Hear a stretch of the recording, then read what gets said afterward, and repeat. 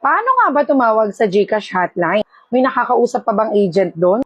Pwede bang tumawag doon gamit ng cellphone or di naman kaya telephone? Sabi nila, sa email na lang daw pwedeng mag-concern. Pero kapag sa email naman, ang tagal naman mag-reply. Ang hirap solusyonan kapag may problema sa GCash. Kaya kung ako sa'yo, panoorin at tapusin mo itong video na to.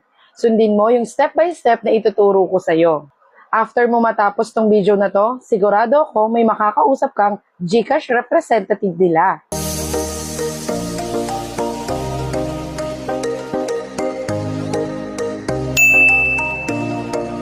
Hello guys! Welcome back to my vlog! For today's video, ang pag-uusapan natin at ang ituturo ko sa inyo ay kung paano nyo matatawagan ang GCash at kung paano nyo makakausap ang kanilang mga GCash representative.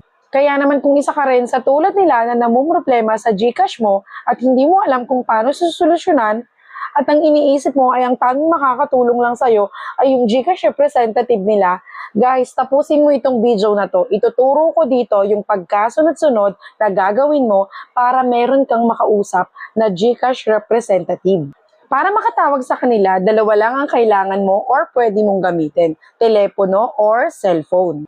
Since hindi na nga uso ang telepono ngayon, guys, I suggest na talaga namang ang pipiliin mo dyan ay syempre yung cellphone. Take note guys, pag tumawag ka sa kanila, ang kailangan yung cellphone mo ay merong Globe or TM na SIM card para matawagan mo sila ng libre.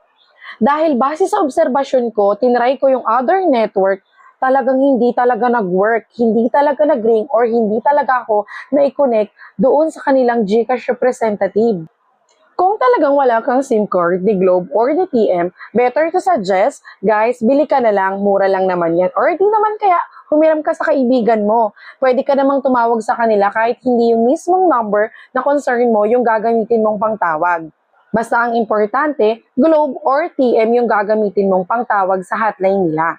Pero teka lang, syempre, wag mo munang kalimutang i-subscribe yung channel ko. Tapos follow ka na rin, mag-like, or di naman kaya pwede kang mag-comment dyan sa may bandang ibaba ng tanong mo. Okay, tuloy na tayo. Papakita ko sa inyo kung paano tumawag sa GCash hotline. Sundin nyo lamang yung video na ipapakita ko sa inyo. Para hindi ka maguluhan, I suggest na kumuha ka na ng cellphone na gagamitin mo para tawagan sila habang dito binibigay ko yung step by step para masusundan mo talaga ng husto. So ito, ipapakita ko na nga sa inyo yung video. Ito yung number na tatawagan natin. Dial 2882. Take note guys, itong tinuturo ko sa inyo ngayon, updated to for 2026 ha. May possibility na mabago yung instruction na to. Scammers are using illegal cell sites to hijack messages. Remember, official GCash will never send links. Stay alert. Hi, thank you for calling GCash. Please listen carefully as our options have changed. If you are the owner of the account, press 1. Otherwise, press 2. To assist you better, please have your GCash number and transaction or ticket reference ready. To follow up on an existing ticket, please go to the GCash app, tap Help, then go to Tickets. For login concerns, press 1. For lost devices, SIM issues, or transfer of funds and services requests, press 2. For transaction concerns, press 3. For reporting fraud, unrecognized transactions, or compromised access, press 4. For questions about your GCash card, press 5. For other inquiries, you may visit the Help Center at help.gcash.com. To hear the options again, press 6. For scam-related concerns, press 1. For account takeover, press 2. For unauthorized transaction, press 3. For follow-up on ticket status, press 4. For other concerns, press 5. To hear the options again, press. In order to help you, we may ask for some personal information. If you agree to the collection and usage of your data according to GCash's data privacy policy, press 1. Otherwise, press 0 or end this call. You will now be connected to the next available customer representative. Please note that this call will be recorded for training and quality assurance purposes. Thank you for calling Gcash support. Ako po si Jane. Ano concern nila? Hello? Sa Gcash to, no? So guys, kita nyo ba yon? O 'di ba? Ilang segundo lang nakakonect agad tayo sa Gcash representative nila. Pero guys, meron kayong mga kailangan tandaan sa pagtawag kay Gcash. Unang-una sa lahat ay yung oras ng dapat pagtawag sa kanila. Pwede nyo lang silang tawagan ng 8 o'clock ng umaga hanggang alas 5 or 5 p.m. lang ng hapon. Pero huwag kayong mag-alala dahil pwede nyo silang tawagan ng mula Lunes hanggang Linggo, kahit holiday guys. Opo, kahit holidays, pwede nyo silang tawagan basta sa tamang oras. Isang bagay pa yung gusto kong i-correct. Kung matatandaan nyo kanina, sinabi ko sa inyo, hindi kayo pwedeng tumawag sa smart.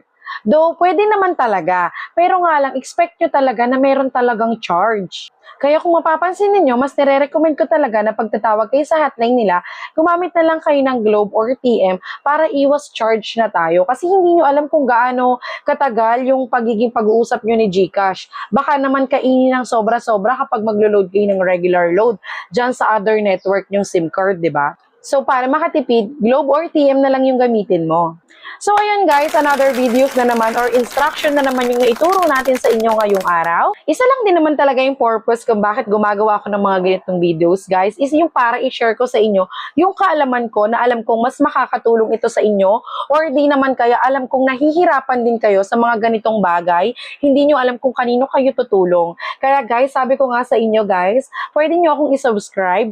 Pwede kayo mag-comment ng mga concern nyo dyan sa may bandang ibaba kasi lagi po ako nagbabasa ng mga question ninyo. Tapos hinahanapan ko po yan ng paraan para sa mga susunod na videos po natin, ayan pong problema ninyo or yung tanong ninyo ang i-feature po natin. Kaya naman guys, maglalambing na naman ako. Kung nakatulong po ako or kung nakausap niyo po si Gcash Hotline, guys, baka naman pwede niyo akong i-subscribe dyan. Ayan guys, then pakishare na rin po sa mga kakilala po ninyo or kaibigan, kapatid, ayan kamag-anak na may same problem na alam nyo itong video na to ay makakatulong sa kanila. Again guys, libre lang pong mag-comment pag may mga gusto kayong alamin. Baka po sakali sa susunod na videos natin, yan pong tanong ninyo ang ma-feature po natin. So ayun, mamamaalab na po tayo. Maraming salamat po sa pagtapos at panunood nitong videos ko. Paalam!